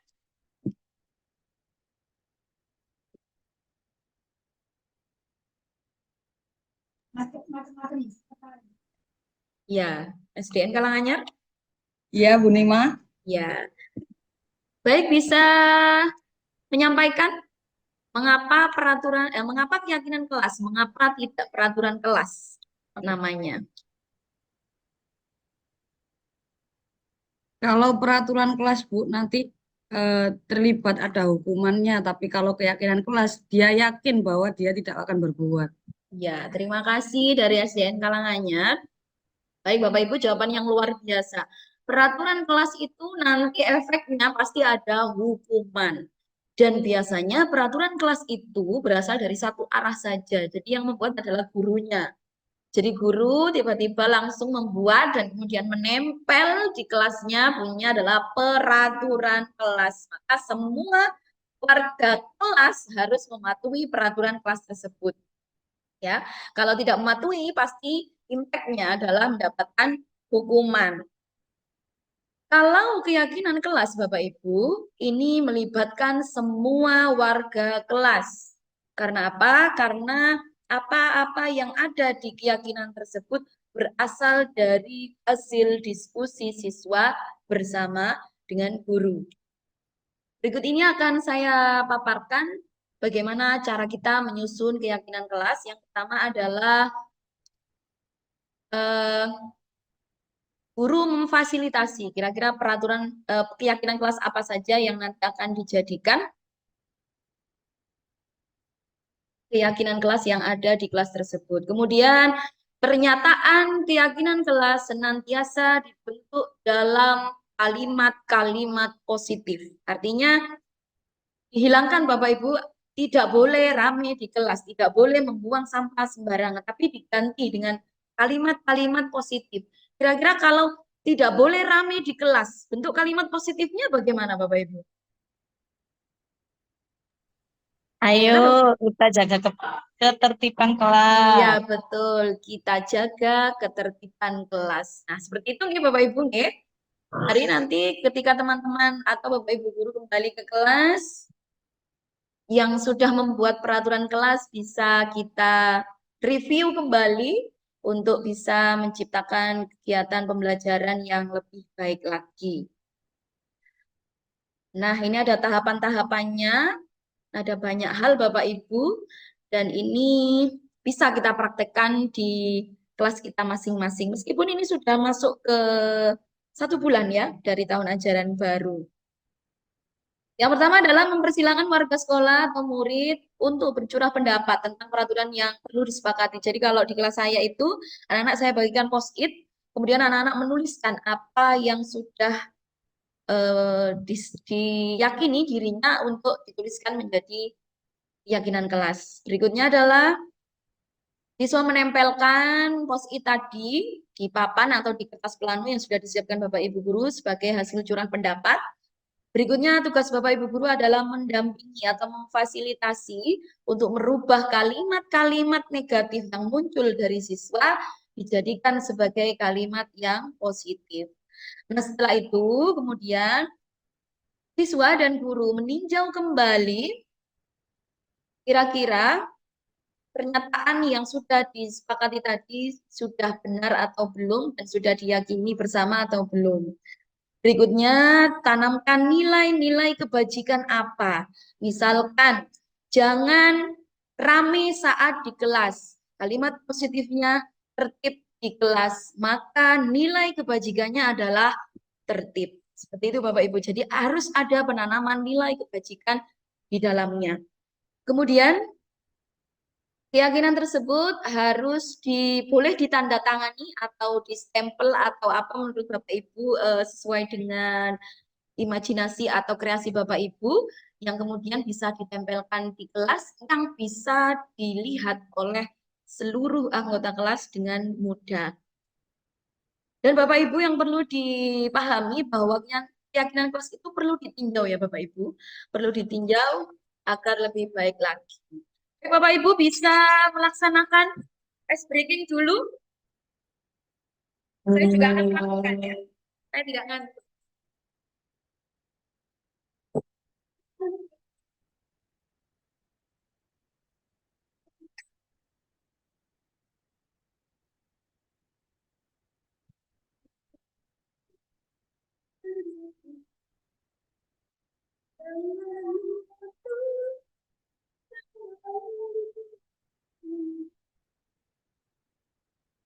Oke, Bapak Ibu guru cukup.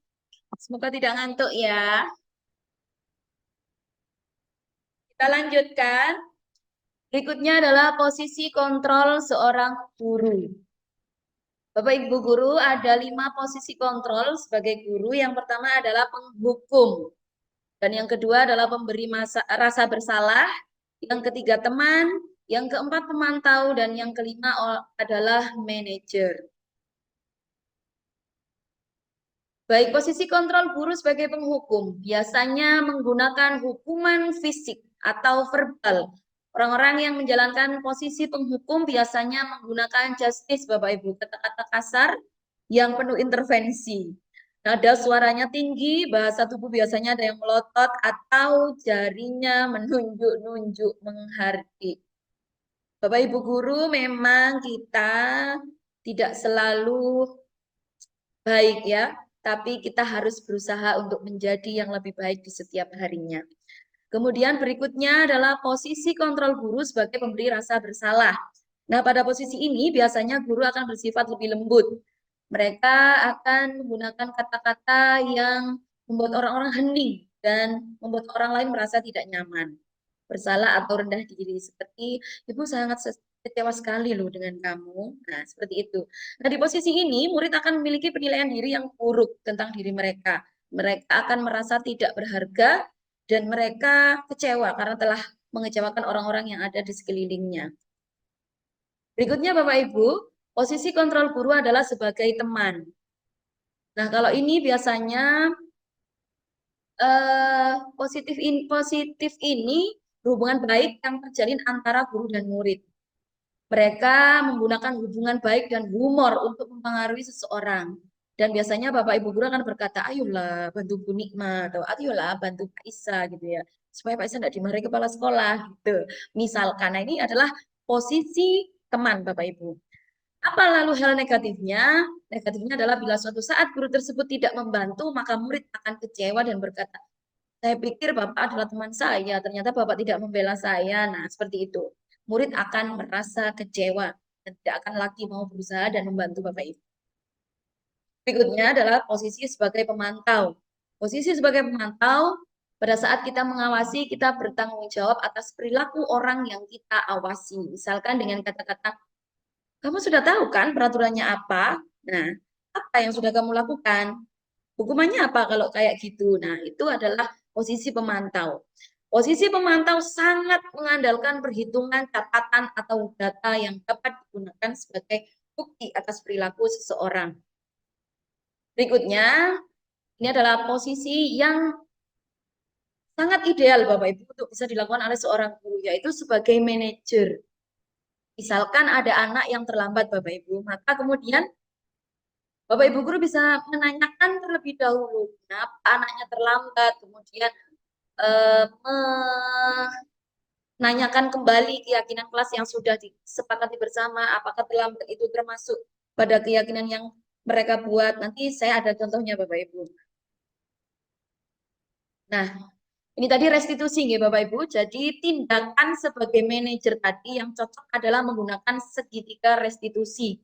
Yang pertama adalah menstabilkan identitas siswanya. Kemudian yang kedua adalah validasi tindakan yang salah. Dan yang ketiga adalah menanyakan keyakinan. Nih Bapak Ibu. Yang pertama, menstabilkan identitas. Berdasarkan prinsip membuat kesalahan adalah bagian dari proses pembelajaran. Yang kedua adalah menggeser identitas gagal ke identitas sukses. Kemudian berikutnya adalah validasi tindakan yang salah berdasarkan prinsip bahwa setiap perilaku berupaya memenuhi suatu kebutuhan tertentu, guru akan bergeser dari pemikiran stimulus respon menjadi proaktif karena melibatkan siswa, kemudian mengajak siswa untuk mengenali dan mengakui apa yang sudah mereka lakukan dan apa yang menjadi kebutuhan mereka supaya terjadi hubungan yang baik antara guru dan murid. Nah, yang ketiga adalah menanyakan keyakinan Bapak Ibu. Murid akan diberikan pertanyaan-pertanyaan atau murid diajak untuk merefleksikan dirinya apa yang sudah mereka lakukan meskipun yang mereka lakukan adalah kesalahan. Sehingga kemudian siswa mampu mengaitkan apa yang sudah dilakukan dengan keyakinan kelas yang sudah dibuat bersama-sama tadi. Nah, ini adalah contoh penyelesaian kasus dengan segitiga restitusi di sekolah saya atau di kelas saya, Bapak Ibu. Ini ada siswa makan saat jam pelajaran.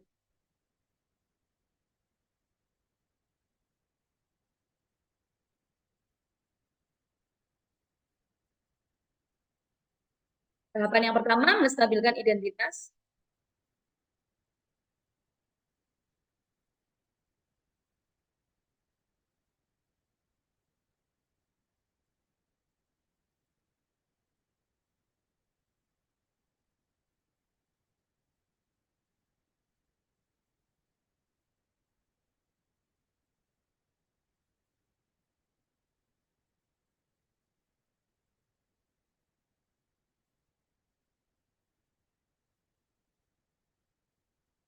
Ini adalah validasi tindakan.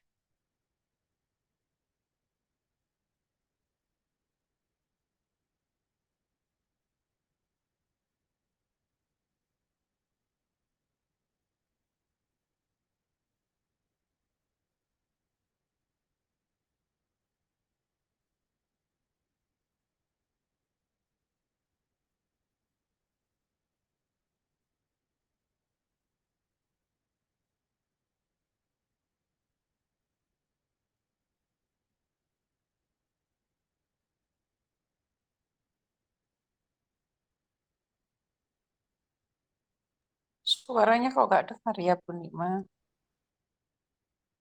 Dengar nggih?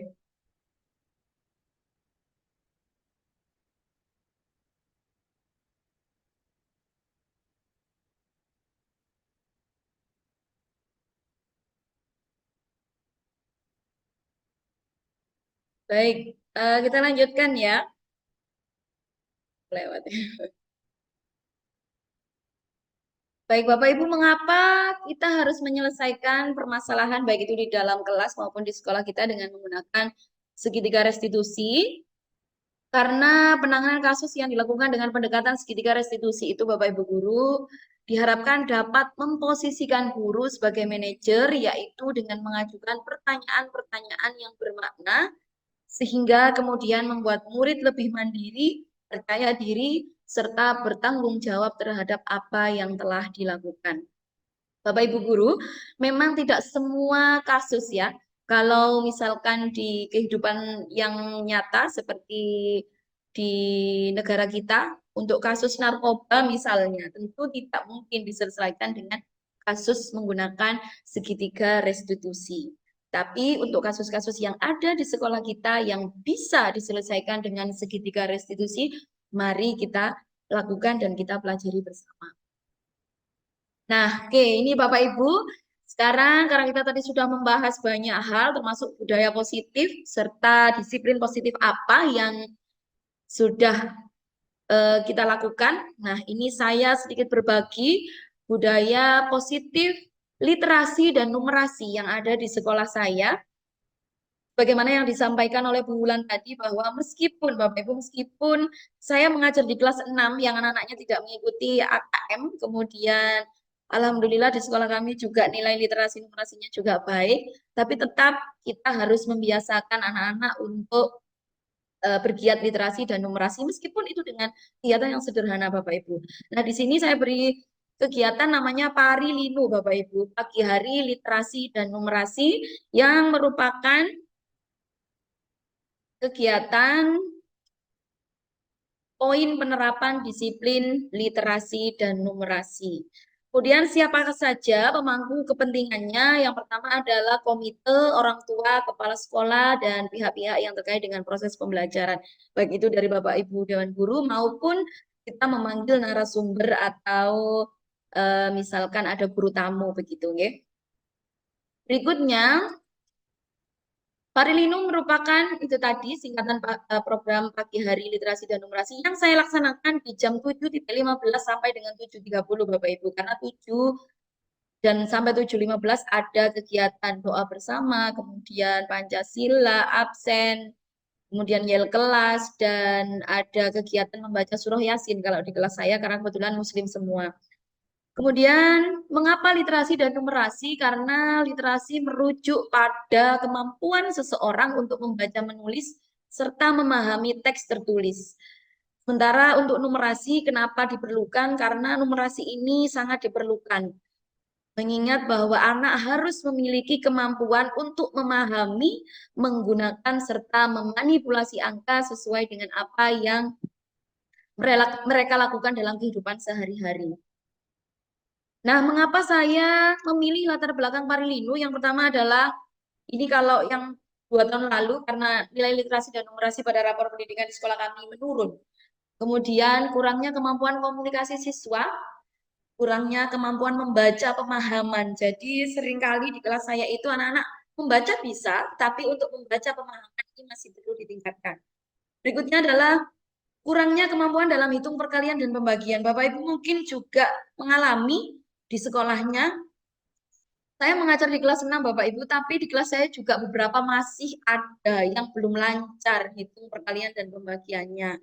Kemudian kurangnya kemampuan siswa dalam menuliskan paragraf.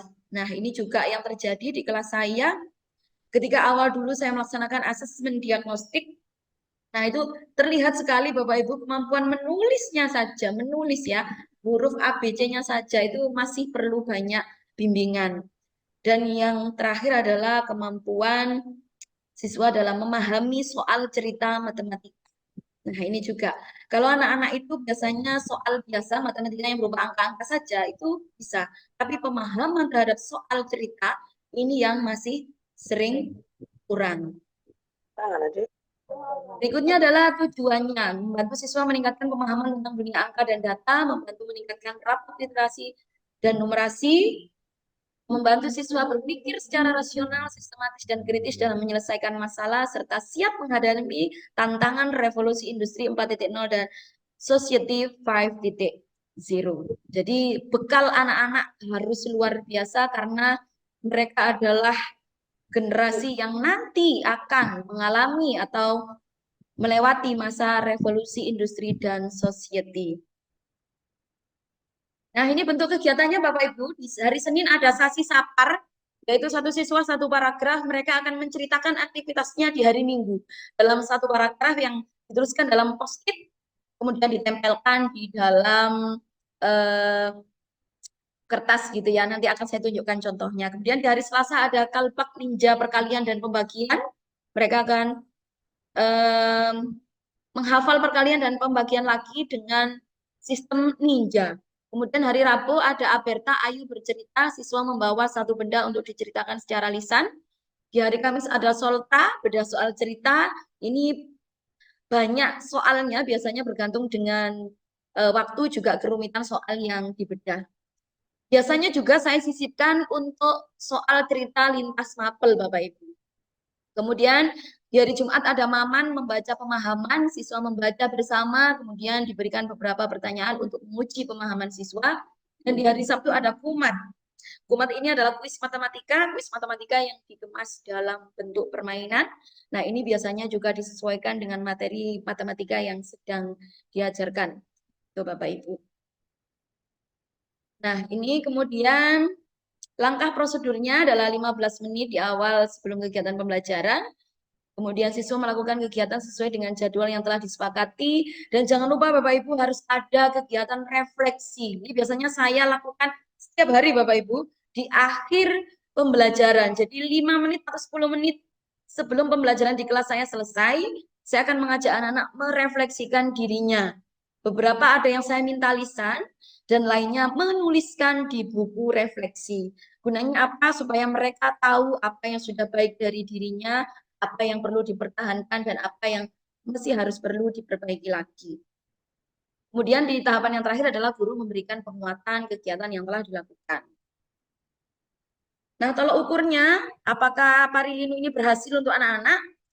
Nanti kita akan lihat apakah siswa sudah dapat menuliskan cerita dalam bentuk paragraf, apakah siswa sudah melakukan operasi perkalian dan pembagian dengan baik, kemampuan berbicara, memiliki banyak kosakata, menganalisis soal cerita, memahami bacaan, apakah sudah dikuasai oleh siswa, itu yang akan dijadikan tolok ukur kita. Nah, ini adalah gambarnya, masih loading sepertinya.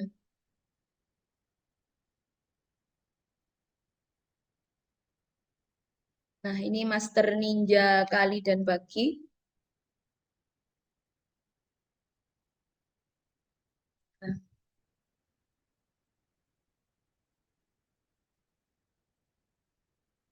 Ya, sepertinya kendala jaringan ya. Tadi saya sudah menyiapkan banyak gambar sebetulnya.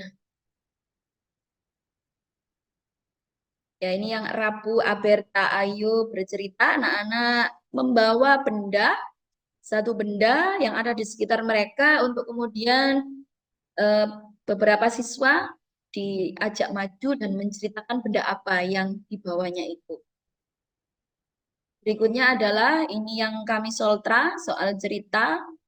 Ini ada bedah soal lintas mapel karena ini ada hubungannya dengan PJOK tadi saya hubungkan jumlah pemain voli dengan rata-rata berat badannya. Gitu. Kemudian di hari Jumat ini ada membaca pemahaman sama nanti ada bacaan yang saya tampilkan di slide dan anak-anak akan diberikan pertanyaan oleh ibu guru. Berikutnya adalah ini Sabtu Kumat. Nah, ini ada kuis matematika. Mereka menyembunyikan jarinya di belakang. Kemudian kalau sudah dikeluarkan jarinya, mereka akan mengalihkannya. Nah, ini juga salah satu bentuk permainannya, Bapak Ibu. Nah, ini perubahan yang diharapkan. Tadi sudah sempat saya sampaikan. Nah, ternyata sudah berakhir, Bapak Ibu. Terima kasih atas kesempatan yang diberikan. Saya kembalikan lagi kepada Pak Khiri selaku moderator. Baik, terima kasih Bu Nikmatur Rohmah yang sudah memberikan paparan yang sangat luar biasa. Ya, tadi di awal kita juga menunggu praktik baik mana ya yang akan diberikan. Ternyata Iya. di endingnya yang diberikan sangat luar biasa. Tetapi paling tidak kita juga banyak pengetahuan yang disampaikan oleh Ibu Nikmat tadi.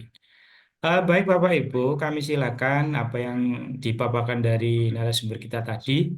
Barangkali Bapak Ibu mau memberikan pertanyaan atau memberikan masukan, penguatan, monggo disilakan. Mumpung masih ada waktu. Monggo barangkali ada pertanyaan. Dan ini luar biasa. Kalau saya lihat partisipannya itu ada dari SDN 161, Pekanbaru Riau ini. Juga ada yang hadir. Juga ada yang dari Sidoarjo. Alhamdulillah, Bu Sri Lydia nggih. Iya, luar biasa. Terima kasih Bu Lydia, salam kenal dari Kabupaten Sidoarjo nggih. Mungkin dari Bu Sri barangkali ada pertanyaan, monggo kami silahkan. Cukup, Pak. Cukup.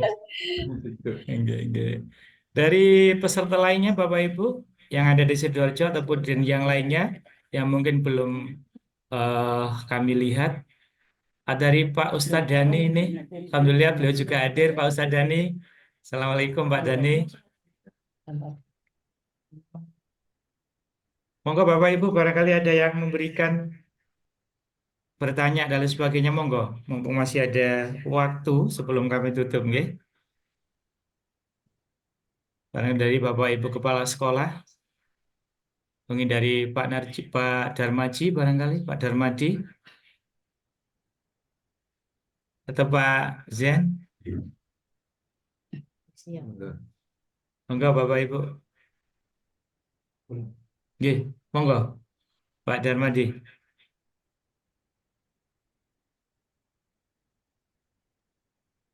Terima kasih Pak Ferry.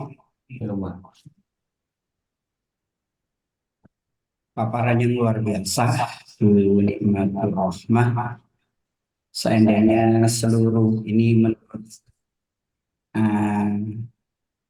pendapat saya, seandainya seluruh kelas diterapkan apa yang dipraktekkan oleh Bu Nikmah, insya Allah luar biasa sih. Dan berbagi baik yang Bu Nikmah lakukan hari ini menurut saya luar biasa dan layak pantas untuk di ATM, ambil tiru modifikasi. Karena saya lihat memang Bu Nikmah ini seorang selain ini juga memang apa ya, praktisi yang luar biasa. Menurut saya hari ini banyak hal yang bisa saya ambil.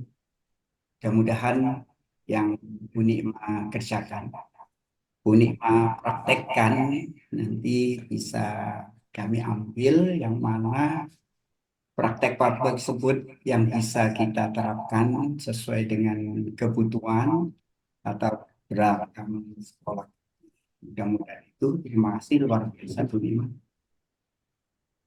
Baik, terima kasih Pak Terima Darmadi, kasih Pak luar Dharma. biasa. Nggih. Nggih. Baik, ini yang kita harapkan nanti. Jadi apa yang disampaikan oleh Bu Nikmah bisa kita adopsi praktek-praktek baik. Terutama tadi saya cukup tertarik juga dengan tadi konsep-konsepnya itu. Kalimatnya juga luar biasa. Ya, Oke.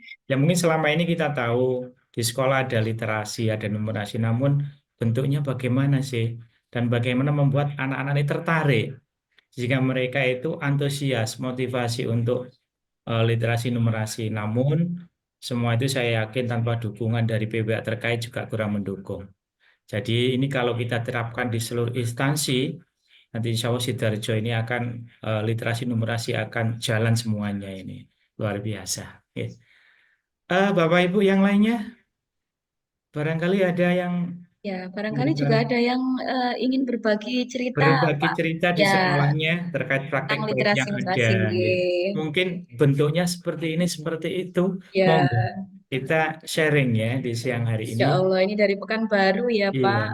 ada Bu dari Lydia. Pekanbaru, dari Nggih. Riau ini juga hadir.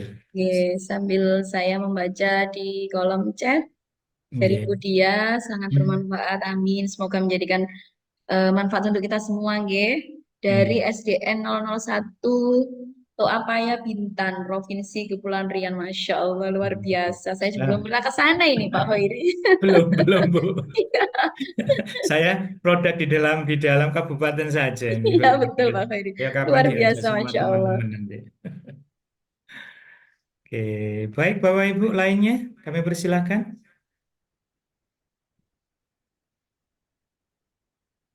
Ada Bapak Ibu? Pas ada waktunya ini Bu. Iya, Biasa pas. ini. Gimana, cukup Bapak Ibu? Oke, mungkin Bapak Ibu. Oh, untuk link absen nanti biar disiapkan oleh tim ya. Bapak Ibu, kalau sudah tidak ada pertanyaan, kiranya kegiatan webinar di hari yang pertama yang diadakan oleh Komunitas Belajar K3S Kecamatan Sedati Kabupaten Sidoarjo, sumber ilmu yang hari pertama saya rasa cukup.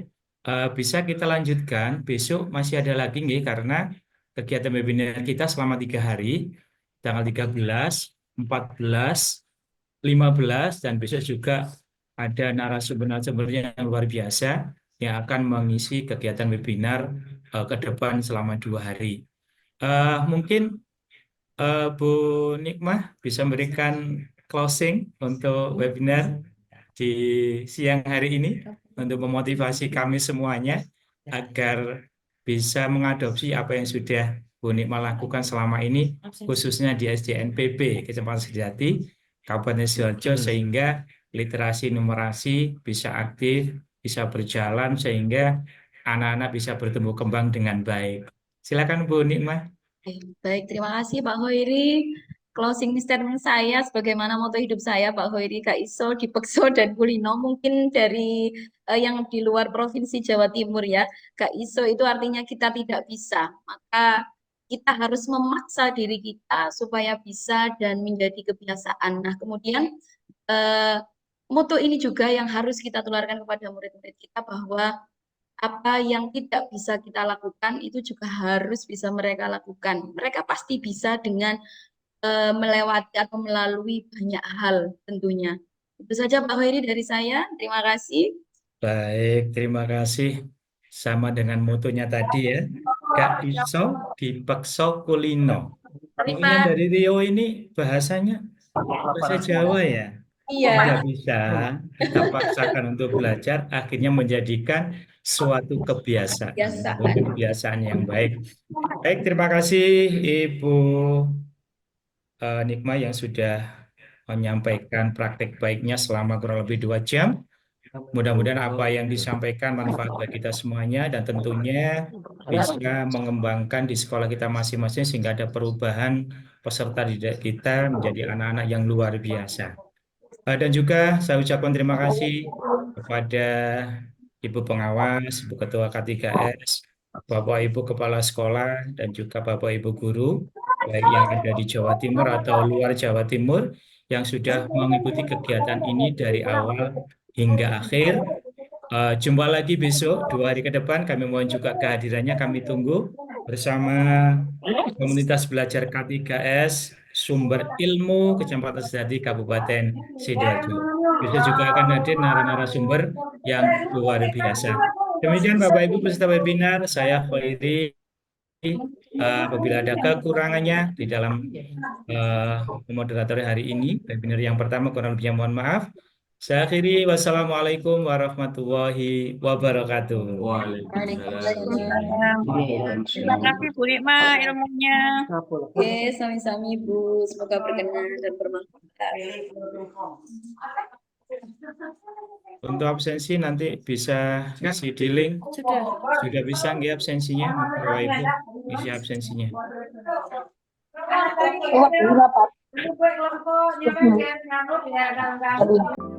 Berikutnya, mari kita simak bagaimana cara penyelesaian kasus dengan menggunakan segitiga restitusi.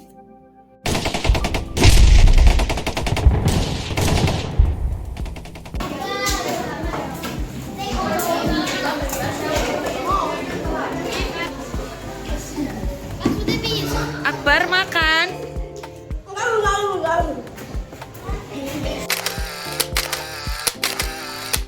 Akbar, Ya Bu. tadi makan ya saat jam pelajaran? Iya Bu. Apakah makan saat jam pelajaran itu perbuatan yang betul? Tidak Bu. Nah, apakah Akbar baru pertama kali ini makan saat jam pelajaran? Iya Bu. Oke, Akbar memang bukan satu-satunya orang yang pernah makan saat jam pelajaran. Tetapi, apakah Akbar bersedia untuk tidak mengulangi perbuatan tersebut? Sedia Bu. Akbar tadi mengapa kok makan saat jam pelajaran? Karena belum sempat makan di rumah Bu. Oh iya, tadi pagi ada istighosa ya? Iya Bu. Iya. Apakah menurut Akbar tidak ada cara lain supaya Akbar tetap bisa sarapan di rumah sehingga kemudian nanti tidak ada istighosa di sekolah? Ada Bu, makan di rumah pagi. Oh iya, baik. Akbar tahu ya di kelas kita ada keyakinan kelas yang sudah kita buat. Iya Bu. Apakah Akbar meyakini keyakinan kelas yang sudah kita buat itu? Yakin Bu. Yakin ya? Oke, apakah kemudian makan saat jam pelajaran itu termasuk keyakinan kelas yang sudah kita buat? Tidak Bu. Tidak ya? Oke, kemudian bagaimana kira-kira Akbar agar dapat melakukan atau melaksanakan keyakinan kelas yang sudah kita buat bersama? Saya janji Bu tidak makan saat jam pelajaran Bu. Ya, terima kasih ya Akbar. Berikut ini adalah video tanggapan siswa setelah praktik segitiga restitusi. Bagaimana perasaan Akbar hari ini ketika selesai berdiskusi dengan Bu Nikma? Senang Bu karena bisa berdiskusi dengan Bu Nikma, bisa memperbaiki diri. Ya, terima kasih ya, Bar.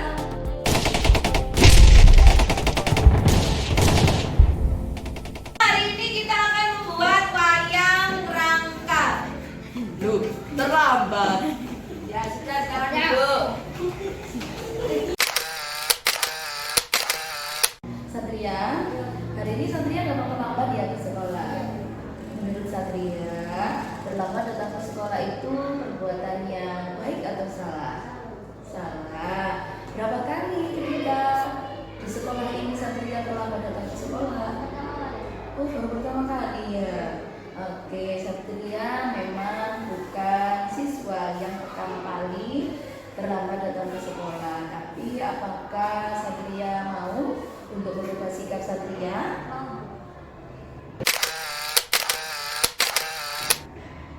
Baik, Satria, mengapa hari ini kok terlambat datang ke sekolah? Sepedanya siapa itu? Oke, menurut Satria ada tidak cara lain supaya Satria tetap datang ke sekolah dan tidak terlambat meskipun sepeda mama mogok? Bagaimana kira-kira? Nah, naik sepeda ontel, karena naik sepeda ontel itu membutuhkan waktu yang lama ya. Oke, menurut Satria bagaimana caranya supaya tidak terlambat meskipun naik sepeda ontel? Oh iya, berangkat lebih pagi. Baik. Satria tahu ya, di kelas kita ada keyakinan kelas yang sudah kita buat. Satria meyakini keyakinan kelas yang sudah kita buat itu? Meyakini. Apakah terlambat ke sekolah itu termasuk dalam keyakinan kelas yang sudah kita buat? Oke, apakah itu sesuai dengan keyakinan kelas yang kita buat? Tidak. Kemudian apa yang harus dilakukan Satria supaya tidak melakukan hal yang sama, yaitu terlambat datang ke sekolah? Berangkat lebih pagi. Baik, bersedia ya untuk memperbaiki apa yang sudah Satria lakukan hari ini? Oke, terima kasih ya Satria. Oke. Berikut ini adalah video tanggapan siswa setelah praktik segitiga restitusi. Bagaimana perasaan Satria setelah berdiskusi dengan Bu Nikma hari ini? Senang Bu karena bisa menyelesaikan masalah dengan Bu Nikma supaya bisa lebih baik lagi. Ya, terima kasih Satria. Refleksi, pelaksanaan pembuatan keyakinan kelas, penanganan kasus dengan segitiga restitusi, dan diseminasi implementasi budaya positif Parilinu telah dilaksanakan pada tanggal 13 Agustus 2024 secara daring melalui webinar Komunitas Belajar K3S Kecamatan Sedati Sumber Ilmu. Respon peserta webinar, mereka sangat antusias serta mensupport dan ingin selalu meng-ATM, amati, tiru, dan modifikasi budaya positif Parilinu di sekolahnya masing-masing.